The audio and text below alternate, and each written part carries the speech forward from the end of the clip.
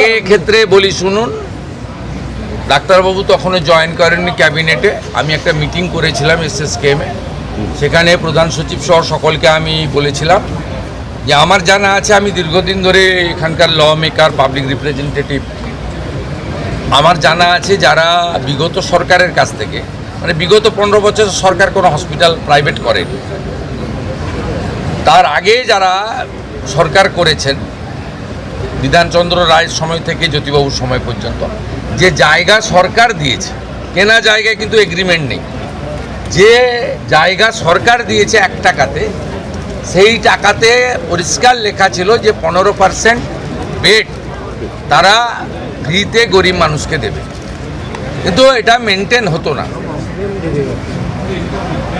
আমি এই ইচ্ছা প্রকাশ করার পরে মাননীয় মন্ত্রী পরে যোগদান করেন ক্যাবিনেটে, হেলথ ডিপার্টমেন্টে, এবং মাননীয় রাষ্ট্রমন্ত্রী তারা আধিকারিকদের নিয়ে প্রাইভেট হসপিটালকে নিয়ে বসে 10% রাজি করিয়েছেন।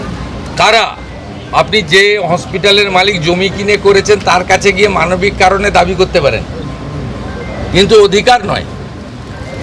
আপনার যাদের সরকারি জমিতে যাদের প্রাইভেট হসপিটাল তৈরি হয়েছে, দে আর বাউন্ড।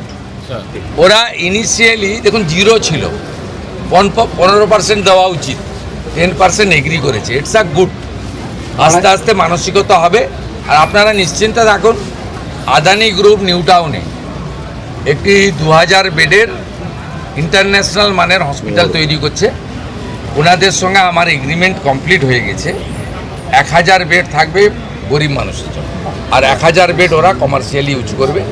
এবং আমার বিশ্বাস আগামী কয়েক মাসের মধ্যে ভূমি পূজন করে আমরা এই কাজ শুরু করে দিতে পারব। স্যার, সেবাশ্রয় নিয়ে অপরিসীম দুর্নীতির অভিযোগ, পুলিশ যে ধরনের তথ্য সহযোগিতা চাইবে, হেলথ ডিপার্টমেন্ট সেটা করতে বাধ্য। এবং এক্ষেত্রে হেলথের কিছু গাইডলাইন রয়েছে, সে গাইডলাইন মেনে করবে, এটা আমাদের কাজ নয়। ইনভেস্টিগেশন পুলিশ করছে।